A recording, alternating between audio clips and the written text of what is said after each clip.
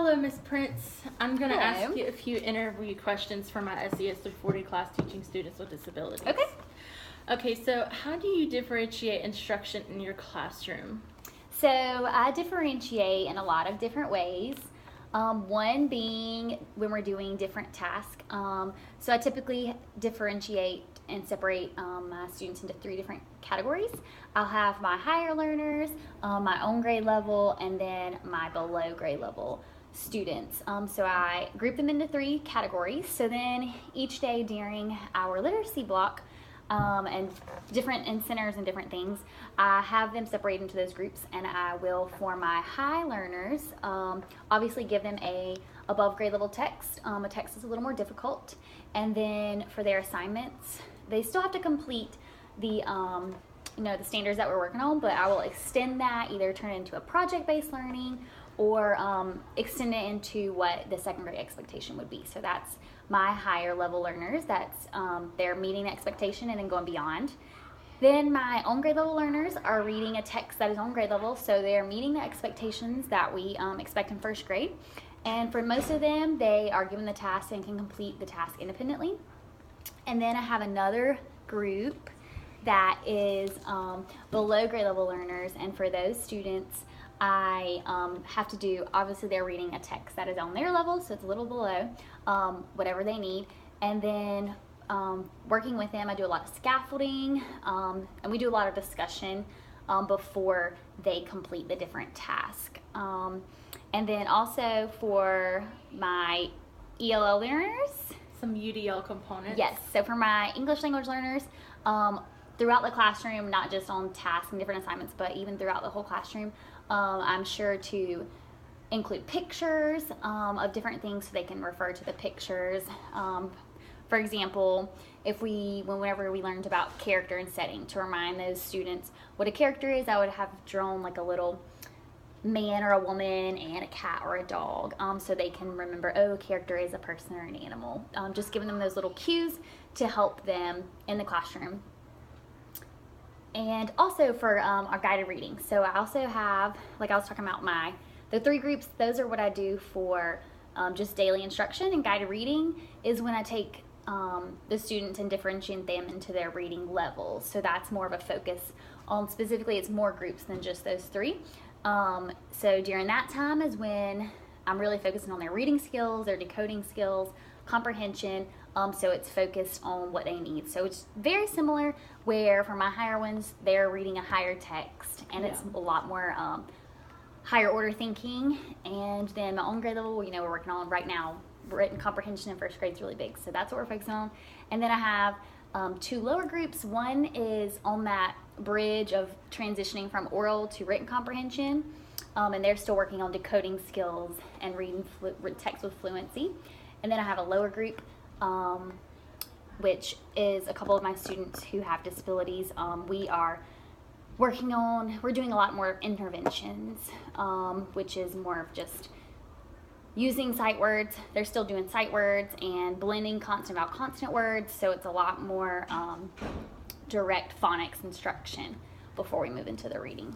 And so what kind of disabilities do they have? So I have, this year I have 2 students with autism, ADHD, and I believe that's all.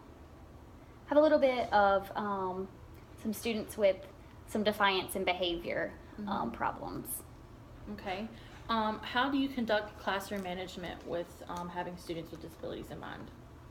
So for my classroom management, I use a clip chart.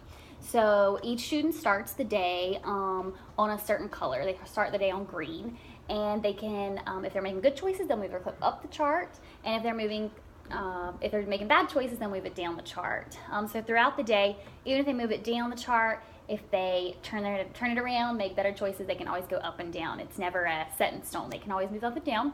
So that is as a class. And then for individual students, some of my students who, actually my 2 students with autism, I use a daily schedule behavior chart. So on that, it's I've broken down our daily schedule into 11 different tasks.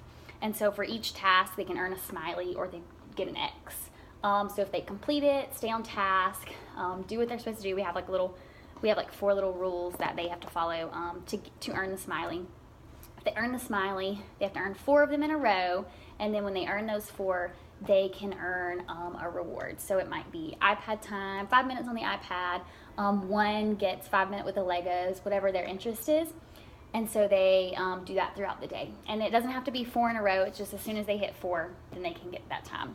And so that's in place for 2 of my students with autism, and then I have one who just needs it just to help him stay focused for his behavior. Okay. How do you promote social interaction in your classroom?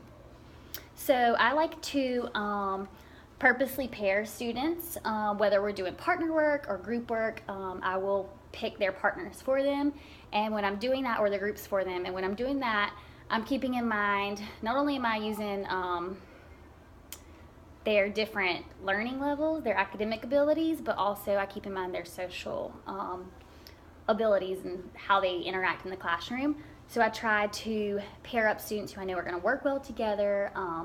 With my 2 students who have autism, I'm purposely pairing them with students that I know are comforting and warm friends in the classroom, so that I know that they're going to be able to work well, and that allows those 2 students to have good social interactions, which is one of their goals that we're working on. Okay. How do you coordinate with the special education teachers for your students with disabilities? So our special education teachers are fabulous, and they we do a lot of interacting, or I do a lot of communicating with them. And one great thing this year has been I have a calm down kit, and in that kit is a bunch of different little things, so that if the students, whenever a situation arises in the classroom and they have a hard time expressing their feelings, or are just having a hard time to calm down, they can go over to the basket themselves.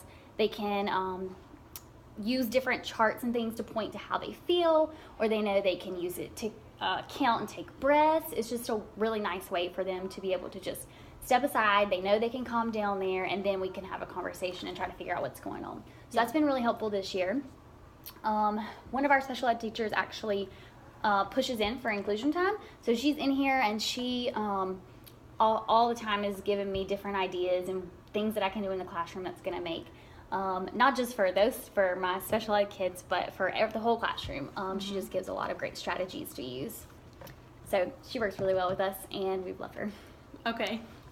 Thank you so much for participating in this interview You're from my welcome. class.